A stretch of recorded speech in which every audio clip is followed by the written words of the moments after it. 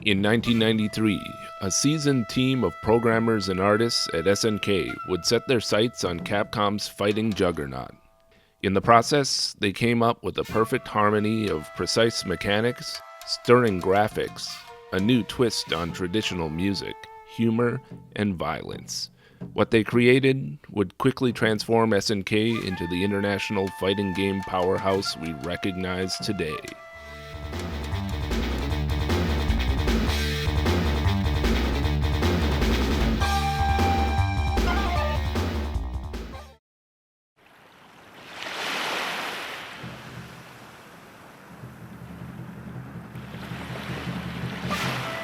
As the 18th century came to a close, suddenly several natural disasters and mysterious illnesses precipitated an arduous era for the powerless of the world. At the same time, rumor has it a man named Amakusa Shiro Tokisada reappeared, a man who had supposedly been killed by the Tokugawa shogunate 150 years earlier. As his power grew, 12 warriors came forward. Although they all have different ambitions, they all must engage in a duel to the death with anyone who stands in their way. Who among them will emerge to defeat Amakusa? The fate of the world depends on it. Welcome back to Neo Geo Generation. I'm Neo-Alec. Today we'll be covering a marquee title for SNK and the Neo Geo, NGH-045, Samurai Shodown, aka Samurai Spirits in Japan, 1993 from SNK. This one weighs in at 118 megs. We'll be looking at it on my MVS cartridge here, or we could look at it on the home cartridge. Why not? They're the same thing. We'll also be looking at several ports of the game, including the FM Towns PC version, so stick around. We've jumped ahead quite a bit here. Keep in mind, this video series is not in chronological order. We still need to go back and pick up games from 1992 after covering this one. And you can help me get the videos out faster by joining my new Patreon. With a low product code of NGH-045, Samurai Shodown must have sat in development limbo for a while before its release in 1993. According to producer Yasushi Adachi, before becoming a one-on-one fighter, the game began as a monster-themed beat-em-up, but the only character who survived the transition to versus fighting was Genan. The idea originally started as an action game with various monsters. As the concept evolved, the survivor of those monsters was Genan. Samurai Shodown is the first really modern fighting game we've covered here on Neo Geo Generation, in that you can play as the full roster of 12 main characters in the main arcade mode, and the characters don't come in any particular order, other than the boss fight. Here in the first game, the challenge level of the matches doesn't noticeably escalate as you progress through the game, at least until you reach the boss. Yeah, by 1993, an unrestricted character roster with randomized fights was nothing special, but up until now here on Neo Geo Generation, we've only covered the first Fatal Fury and Art of Fighting, both games that locked their one-player modes to only the main characters and a set progression. Again, this series is out of order, and older games, World Heroes and Fatal Fury 2, will get their time. On my website back in the 90s, I wrote a few sentences about the first Samurai Shodown. I gave the game credit for starting the franchise and being a well-made game for the first outing, but I was not very happy with the soundtrack. In the late 90s, I generally didn't appreciate Neo Geo cartridge sound very much, and I did make a valid point here about the Neo Geo CD soundtrack, but we're going to delve deeper in today's video. Personally, like many, I was introduced to Samurai Shodown in arcades at the time, and instantly fell in love with the graphics and gameplay. I was extra impressed the first time I saw the game running on a Neo Geo home console in a game store, the same store I mentioned in the Baseball Stars 2 video, where they charged by the hour for playtime. Just the idea that it was possible, with a small fortune, to own this arcade perfection at home made SNK's 3-year-old bigger, badder, better Neo Geo proposition as tantalizing as ever. SNK's Team Galapagos is given development credit, coming off their work on 2020 Super Baseball and Baseball Stars 2, but there was a larger team at work this time around. The first 3 Samurai Shodown games were produced by Yasushi Adachi. He was often credited under different weird pseudonyms. その当時はそのゲーム業界でね、全てがディレクターが今のようにアートディレクターとかサウンドディレクターとかっていう形で各そのディレクターがいなかったので、僕たちディレクターが全てをこう担当している。Tomoaki Fukui, a director and artist of NAM 1975 and the Quiz Daisosa-sen games, is also credited as one of the co-producers and artists here in the first game. He and Adachi later went on to work on and direct some portable Kirby games at Nintendo, among others. Additionally, Kyoji Tomita, as Tomiyan, an SNK planner and producer with scenarios for Crystalis under his belt, shares producer credit. Samurai Shodown uses a 6-button control layout, similar to Street Fighter II and most Capcom fighting games. 6 buttons on a Neo Geo controller? But how? Well, they cram them in by making A your weak weapon attack, B medium, and to do the strongest attack, you press A and B together. C is weak kick, D is medium kick, and C and D together is strong kick. You may also lose your weapon during the battle, and then A and B become punch buttons. Now you may be thinking that being forced to press 2 buttons together for your strong attack in an arcade game would be cumbersome, and you would be right, it kind of is. And yet, it sort of works and makes sense. The added challenge of having to press 2 buttons at exactly the same time in order to do your strong attack adds a layer of challenge, and becomes intuitive somehow when you get used to it. It's a somewhat odd button layout here in the Neo Geo version, and as we'll see later, the ports to other consoles handled the button layout differently. You'll notice in addition to the usual life gauges in this game, the bottom corners of the screen feature what's called the rage gauge. プレイしてもキャラ動かせないんで、こう腕を組んで「お前ええ加減にせえ」と。で僕は「何がです」「何でもありですよね」って言って最後までそれで KO って足立に勝ったわけなんですけど、何かな怒らへんのかなと思ってたら「怒りゲージやー!」って叫び出してですねこの怒りをゲームの仕組みに入れるために怒りゲージが必要だと。でそこで、生まれたのが怒りゲージ。To raise the stakes of weapon-based fighting, when the rage gauge is active, a single decisive blow delivered at the right moment could spell the end of an opponent. In general, Samurai Shodown's gameplay is measured precision. Compared with fighting games that came before, the stakes in a match can be raised much higher, where a single hit can nearly completely wipe out your opponent. The zoom feature we saw first in Art of Fighting makes an appearance once again in this game, intensifying those desperate moments of battle. Kuroko, the referee, is always present in the background here in the first outing, not to mention these background characters who run by, dropping items and hazards. Per the developers, these were added to heighten the drama of the matches and give players a second chance at victory. I mean, who can say no to a Thanksgiving dinner just tossed out in the middle of battle? It goes without saying that the caliber of character design and precision gameplay of Samurai Shodown is an all-new peak for SNK. The extra time and care that went into the design of this game really shows. Choose from 12 characters. Apparently, there were originally ideas for a lot more, but they whittled it down to these 12.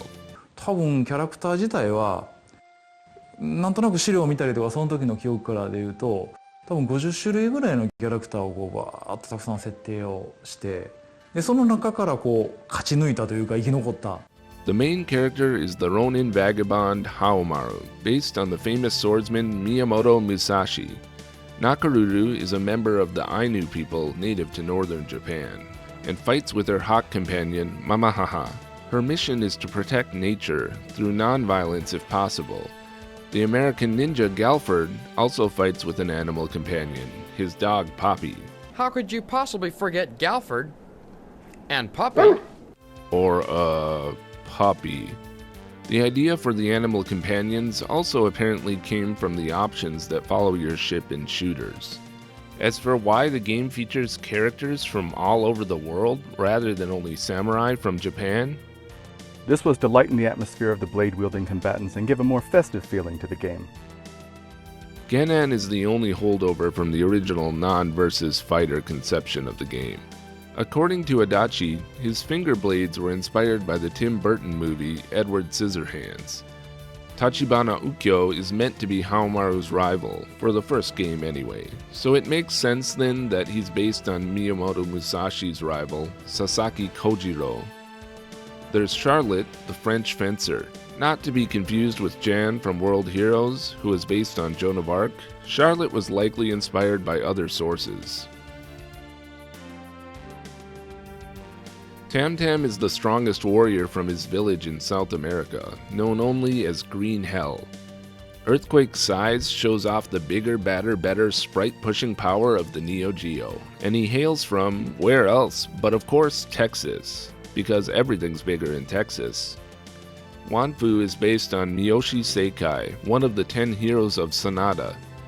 Yagyu Jubei, no relation to that guy in Fatal Fury, is based on the real-life samurai Yagyu Jubei Mitsuyoshi. Hattori Hanzo, not to be confused with the World Heroes character of the same name, is based on the historical character of the same name, and shares the same body as Galford. They are head swaps. Senryo Kyosho is a kabuki actor who adds some silliness to the game, but his moves are no joke. You can also play as the boss Amakusa. Probably the easiest way to play as him these days is to just use the Unibios cheat. You can also play as him without a Unibios, but the method is kind of convoluted.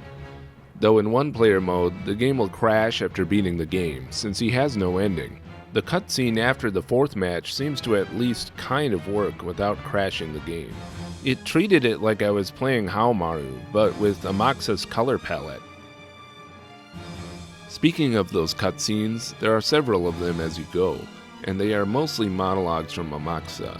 The dialogue from your character differs depending on who you're playing as. The cutscenes play whenever you reach a new bonus stage, after every 3 characters. It's a dojo. Huh. Bonus stages in Samurai Shodown involve cutting down a set number of training dummies within the time limit, getting a bit more difficult with each iteration of the bonus stage. And as for the endings, each character's is unique, resolving their story, at least for the first chapter. However, the game's end credits will only be shown if you manage to finish the game without continuing, and that is quite a tall order indeed. It really can't be overstated how important Samurai Shodown was to SNK and to fighting games in general. This is the first game that gave SNK the notoriety nearly on par with Capcom's Street Fighter II. You could say this is the game where SNK's fighting games finally caught up with Capcom, though I might argue that game was actually Fatal Fury 2.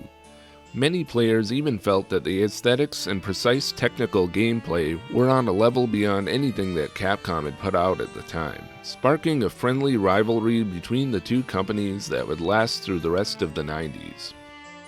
In August 1993, Game Machine listed Samurai Shodown as the most popular arcade game. It was Japan's 6th highest grossing arcade game of 1993. Gamist magazine named it the best game of 1993.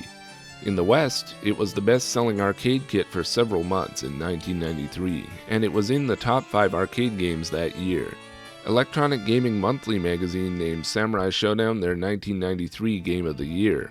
It was named Game of the Year at the European Computer Trade Show in April 1994.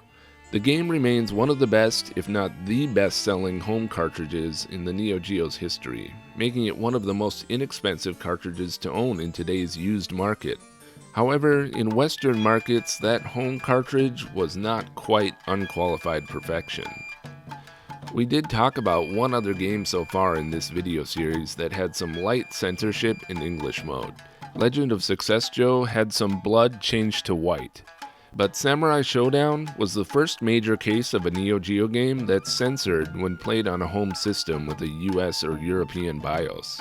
On non-Japanese home systems, the blood has been turned into white sweat, and finishing fatalities have been removed. Later games in the series had a secret code to re-enable the violence, but in the first Samurai Shodown there is no code to rectify this.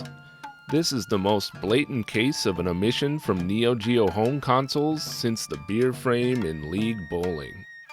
By the time Samurai Shodown was released, the fervor around game violence in the US had reached a fever pitch, and SNK must have simply decided they would play it safe and censor the game for Western home markets. Ironically, this caused enough blowback and negative sentiment from customers that leaving the game uncensored probably would have been the safer bet in hindsight. After all, it was a niche consumer product. It's not like a lot of kids had a Neo Geo console. And anyone could just walk into an arcade and see it uncensored anyway. Samurai Shodown was such a hit in the West compared to previous Neo Geo titles that the censorship really brought some negative attention among the Neo Geo's small home consumer base. Let's be real here though, most of us would have killed to have the game at home at the time, with or without the censorship. SNK's internal debug BIOS seemed to coincidentally, or not so coincidentally, get leaked around this time, which allowed modders to de-censor the game at home, as well as unlock other features. Of course, these days it's even more trivial to get around this if you just own an MVS board or mod your AES with a Unibios, or even if you're still rocking the original debug BIOS. And speaking of the game's localization, the Japanese dialogue in the Samurai Shodown series definitely has a distinct character, and this is lost in the translation to English. For example, in the Japanese version, all of Ukyo's win quotes are haiku. SNK's English translations are famous for being mistake-riddled and lacking fidelity to the original text. The Japanese text here is superior, but at least the humor of the less than literal English translation actually kind of suits the character of the game in a way. Samurai Shodown isn't meant to be a serious period piece. 黒沢映画のような古い侍ゲームを作りたいわけじゃなかったので、本当にバラエティ豊かな日本のアニメーションとかゲームとかがギューって詰まったみたいな。To the slapdash English translation's credit, I did find it funny as a teenager in the 90s, and the impetuous humor does fit the often comical style of the game's theme. The sound design in the first Samurai Shodown is truly inspired, brimming with originality. The two sound producers in this outing were Yasuo Yamate, always credited as Tate Norio back in the day, and Masahiko Hataya, credited as Papaya. これまでのゲームサウンドでそれを全面的に押し出した作品っていうのが自分の中では記憶なかったので。The two American characters in the game have memorable rock themes.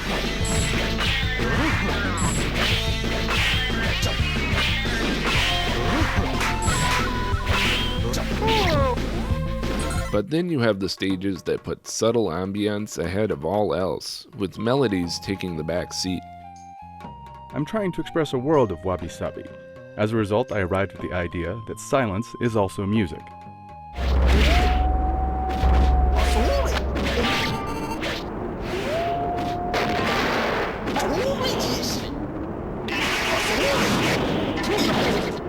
Traditional instruments like the koto, shamisen, and shakuhachi flute add Japanese flavor to the modern and eclectic mix.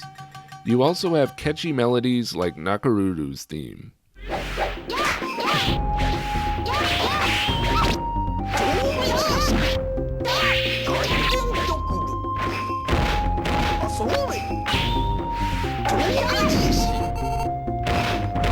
"作曲をするときにどれだけ感情移入するかっていうのが自分の中ではキーになってきてたので、そういう部分で言うとまず最初はナコルル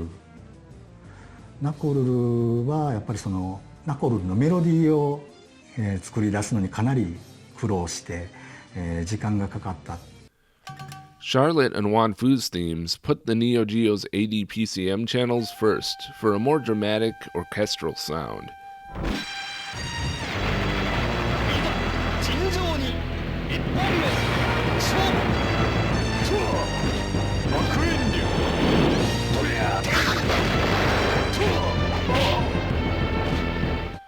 In the liner notes of the official soundtrack, Yamate noted, We feel this is music you can share with anyone, non-gamers included, without any embarrassment.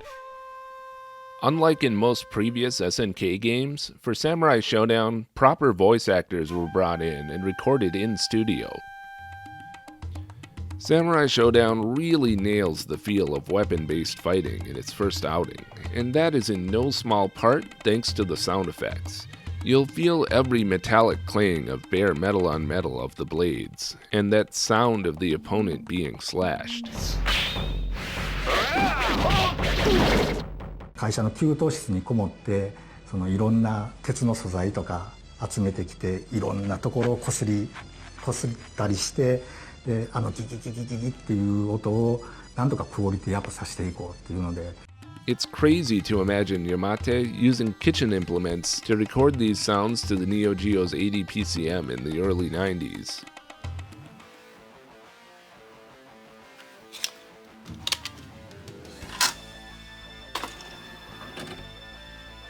The Neo Geo CD version of the first Samurai Shodown loads to this startup menu in 48 seconds on a single-speed system and 29 seconds on a CDZ. After starting the game and selecting a character, it takes an additional 22 seconds to load into the first match, and 11 seconds on a CDZ. Subsequent matches that include one of the same characters as the previous will take less time to load, and as usual, there is no loading time if you continue and repeat the same match without changing characters. The game itself plays the same as the cartridge. This is perhaps the first or second game we've covered in the video series where load times on the Neo Geo CD can really substantially impact the experience. On the bright side, the CD version includes an arranged soundtrack for your trouble.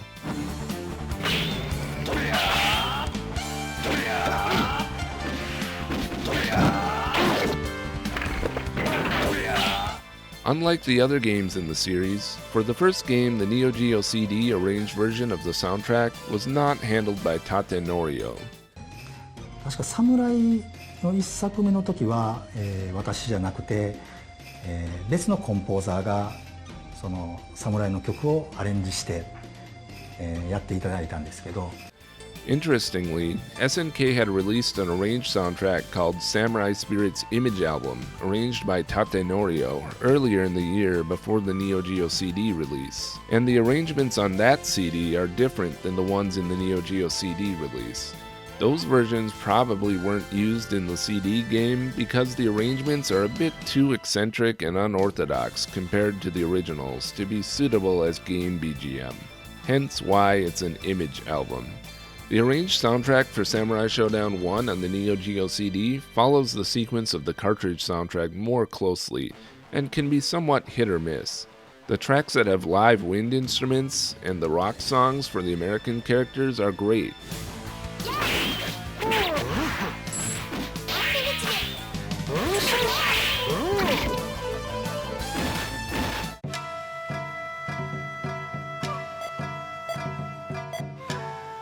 Although this flautist ignores the original tune and really goes to town on it here in Kyoshiro's stage, which can be somewhat annoying.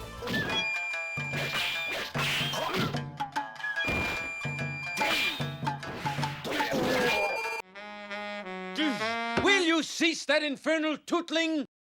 But the orchestral style pieces like Wanfu's theme and the final boss music use synth instead of live instruments and lack the intensity of the cartridge originals.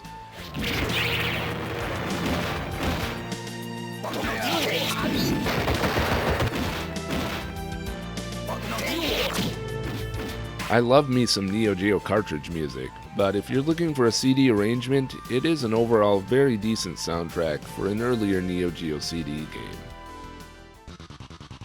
Okay, let's jump right in because we've got several ports to cover.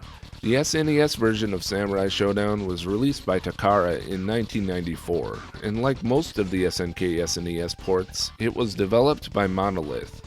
At 32 megs, it's a good size for an SNES cart, and it shows.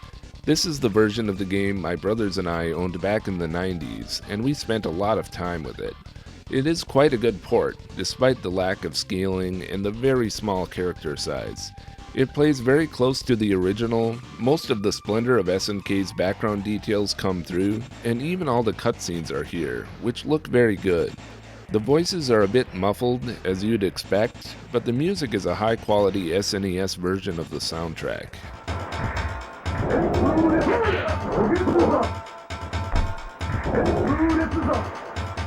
And once again, as with other SNES ports, there's an option to enable surround sound. You can play as Amaxa in Versus mode, and there's a survival mode where you defeat as many opponents as you can within the time limit. The one-player mode is quite a bit easier than the Neo Geo version. Gameplay slows down considerably when the animal familiars are on screen. I remember playing the hell out of this one at home, and then going to an arcade the same day and seeing the Neo Geo version of Samurai Shodown 2. Boy, did the size and detail of the graphics on the Neo Geo blow me away by comparison. Obviously, the sprite size is a huge negative in this version, but other than that, it is a very solid port. Samurai Shodown was huge at the time, and this version was enough to give us our fix, yet leave teenage me plotting to find a way to afford a Neo Geo. The Mega Drive/Genesis version of Samurai Shodown was published by Takara in the West, and was developed by System Vision. As an interesting aside about System Vision, these people actually developed 2 Neo Geo games for Saurus, Ragnagard and Stakes Winner 2. They also made Power Athlete for Conoco, known as Deadly Moves and Power Moves in the West. Anyway, the Genesis version of Samurai Shodown is 24 megs. Compared to the SNES, the characters are a good size on screen and look pretty good, but Earthquake is missing. The animation and gameplay just feel off. All the cutscenes and bonus stages are missing. The lack of color and color choices here are disappointing. These scanline artifacts are always present during gameplay. In fact, there are a lot more of them here on the character select. I assume they're involved in the color palettes for the character portraits in some way. The sound is overall quite poor. The stage themes and voices are recognizable, but of poor quality, with sparse instrumentation.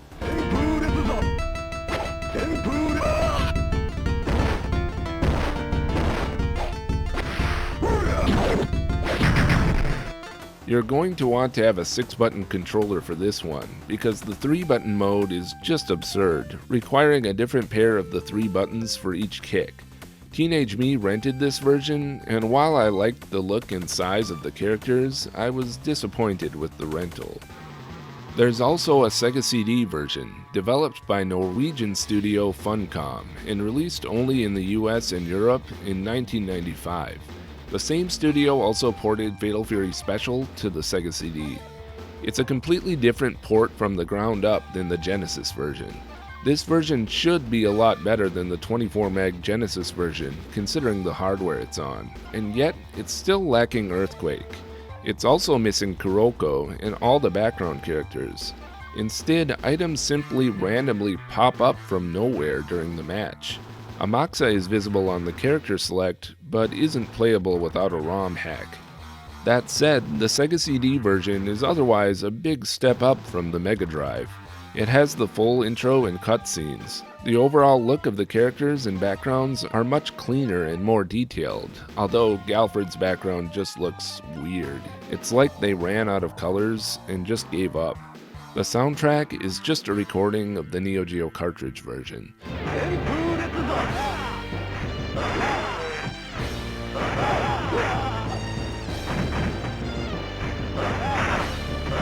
It's a shame they didn't use the CD soundtrack, which existed by the time this was released.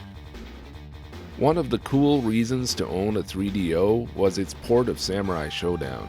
And since this is YouTube, I'm required to mention that the 3DO launched at the high price of $699 in the US. Well, forget that. My brother got his FC10 used for $130 toward the end of the 3DO's life. No one ever talks about that. The 3DO port was released in 1994 and developed by US-based Crystal Dynamics. Yep, you heard that right. You'd be forgiven for assuming Crystal Dynamics was just the publisher, since they didn't really develop any games like this. But no, Crystal Dynamics actually developed this port themselves, and the results are surprising. It's actually a competent port that is very faithful to the Neo Geo original, aside from the frame rate, which is the main drawback. The game only runs at 30 FPS, and it struggles to maintain even that consistently. This is obviously a detriment to the gameplay in a fighting game, but somehow in practice it just doesn't come out quite as badly as you'd expect, and probably would have been considered good enough when this was released. The control scheme in this one requires you to hold the shoulder button for kicks, which seems to work fine for a standard 3DO pad. Unfortunately, there is no option to change the button layout, so that limits your options if you want to use a different pad or joystick. The 3DO's memory affords most of the game's original animation and graphics, and the scaling effect even survived the move to 3DO. Another trick from the Neo Geo original is the ability to save and resume your progress in the one-player game, although for some odd reason this version restricts you to only 2 continues. The voices and sound effects are pretty muffled and thin, and like the Sega CD, the music is a recording of the Neo Geo cartridge music.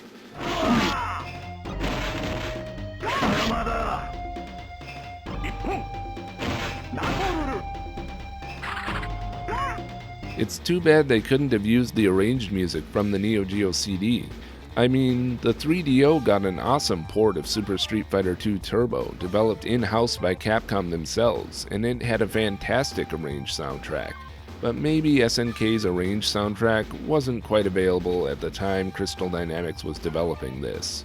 You didn't think I would imply the Samurai Shodown 3DO port is as good as the port of Super Street Fighter II Turbo, did you? But this Samurai Shodown port does hold its own, and anyone with the 3DO at the time should have definitely picked this one up. Samurai Shodown was released by Japan Home Video for FM Towns PCs in 1995. FM Towns is a proprietary line of Japanese PCs made by Fujitsu from 1989 to 1997. The port was developed by Magical, the same people who brought you the X68000 ports of the Fatal Fury games. The FM Towns version is similar to the 3DO version in that it uses the original graphics more or less unaltered from the Neo Geo version. And also like the 3DO version, it only runs at 30 frames per second. All or most of the animation seems to be intact. Similar to the X68000 port of Fatal Fury, the screen space is a bit smushed, but the correct resolution and aspect ratio of the original graphics is preserved within the more limited space. Unfortunately, only the newest models of FM Towns PCs are able to run this game at full speed. You'll want one with at least a 66 MHz CPU. Mr. Jakes' 33 MHz FM Towns 2 Fresh used for the footage here is close, but slows down when the game zooms out. There's an option to disable the screen zoom effect in the config menu, and the game runs closer to full speed with it turned off, and probably even closer with the background animation also turned off. If you happen to be the proud owner of an FM Towns Marty console, well, you can just forget it, since this game requires an entire 4 MB of RAM in order to run it all, rather than the Marty's 2 MB. There are now fan-made RAM expansion boards, but the game will still run pathetically slow on a Marty, even if you get it running. So anyway, the footage from this FM Towns machine here isn't perfect, but I'm sure you can imagine how well this game would run on a faster machine. With the standard 2-button FM Towns controller, you have to hold the buttons down for stronger attacks. But the game is also compatible with the rare FM Towns 6-button pad, or 6-button controllers made for the X68000, like Magical's Magical Pad, or Capcom's Mega Drive 6-button controller adapter. Like the other CD-ROM ports, this one uses the original cartridge music.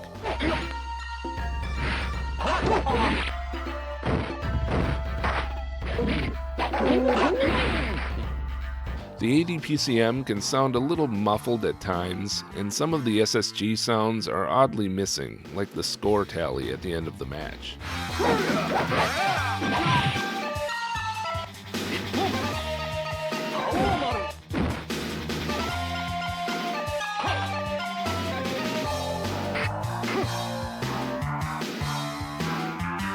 The loading time in this one is very fast, only stopping after the character select screen for about 6 or 7 seconds to load new characters.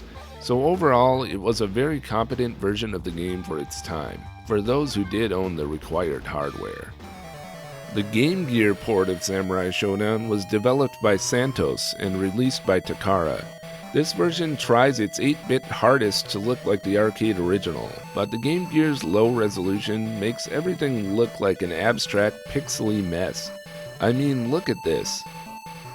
I'm not sure if someone not familiar with the original game would be able to decipher this image. But to its credit, it does actually kind of play like a slow version of Samurai Shodown. You have a sword button and a kick button. Plus, if you press both buttons together, you get a strong slash. The bonus stages are completely missing. So are Tam Tam, Wanfu, and Earthquake. But you can play as Amakusa with a code, and the cutscenes are mostly intact. This version is very easy on the normal difficulty, and the quick ending is disappointing. The music is beepy approximations of the original melodies, with Ukyo and Haomaru sharing the same BGM.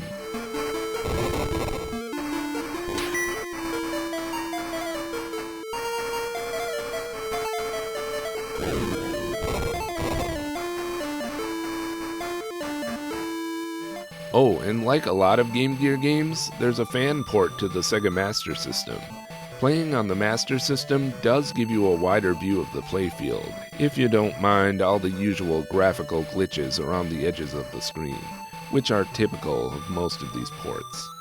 It's too bad they couldn't have gone further and included a 2-player mode in this hack. As it stands, plugging a second controller into your Master System will only allow you to pause the game with the down button. The Game Boy port of Samurai Shodown was released in 1994 by Takara. You've just got to accept it. Your Game Boy is gone. It's at the bottom of the ocean. Aye.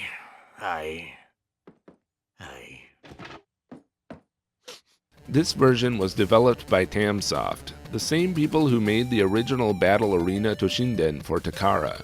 The Game Boy Samurai Shodown is known as Netto Samurai Spirits in Japan, and is part of Takara's Netto, or Fierce Fighting, line of Game Boy fighting games. And that's probably the reason why this version is what you want a portable fighter to be. Unlike on the Game Gear, it isn't trying to approximate the original game, and it's all the better for it. Kind of like how frozen pizza is better when it's not trying to be like restaurant pizza.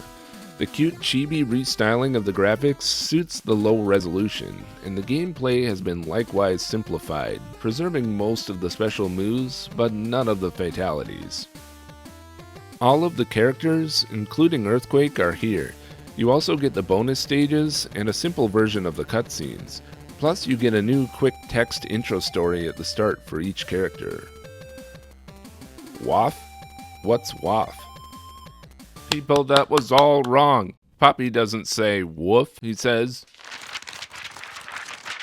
Waff. Like most of the Netto games, this one is Super Game Boy enhanced, which is why you're seeing some color in this video. But the color is only for the Super Game Boy, so don't expect it if you play on any of the regular portable-ass Game Boys. You're getting reception all the way from Sarasaland on that gadget, and you want it should be in color too? The gameplay is perhaps a bit too simple and repetitive here, and the chibi interpretations of some of the characters look a bit strange. The music is decent, but they had to play pretty fast and loose with some of the more atmospheric themes to simplify them for the Game Boy's 4-channel sound.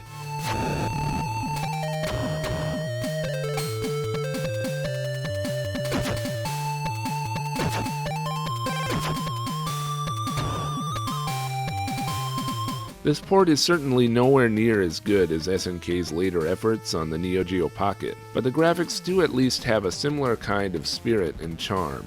The extra effort that went into this version doesn't go unnoticed. And for the last interesting port to talk about, Samurai Spirit's Kenkaku Shinan Pack, aka Samurai Shodown Fencing Pack, is a collection for the PlayStation 1, released in 1998 only in Japan, containing both Samurai Shodown 1 and its sequel. As you might expect, since it's an earlier Neo Geo game at only 118 megs, the game largely makes the move to the original PlayStation intact. The loading times are perhaps a bit worse than you might expect, but the worst part about them is that you have to load everything again just to continue after losing a match. There's a training mode, and the class match mode is a survival mode. There's nothing noticeable missing. It plays just like the original, and it uses the arranged soundtrack from the Neo Geo CD. This was a decent home version to own, but unfortunately it was only released in Japan. An anime movie based on Samurai Shodown was released in 1994, titled Samurai Shodown: The Motion Picture. It was made by Studio Comet and Studio Gazelle for Fuji TV and NES. The movie is loosely based on the game, but the animation quality is not great and is unfortunately generally considered not good. Samurai Shodown remains one of the key games that put SNK on the map, particularly in many parts of the Western world. The first game has since been overshadowed by its sequel in many ways, but the original still holds up and remains a classic, especially since it was huge in arcades and ported to so many consoles at the time. For those who grew up on 90s fighters, this one really delivers those nostalgia feels. SNK was really on their game for this one. Most of that unique Samurai Shodown flavor and polish was there from the first outing. Of course, play the sequels, but don't sleep on popping the original into your Neo Geo for a session today. Thank you for watching Neo Geo Generation. I want to give a special shout out to my friend The Price of Reason for acting as an advisor and for lending his voice for the video. You may know him as the guy who translated Shinsetsu Samurai Spirit's Bushido Retsuden, or Samurai Shodown RPG. And thanks to my pal Fenris Retro for RGB modding the 3DO used for the footage in this episode. As a reminder, you can help me get these videos out faster by joining the new Patreon. Next time on the series, we'll be looking at NGH-046, Top Hunter.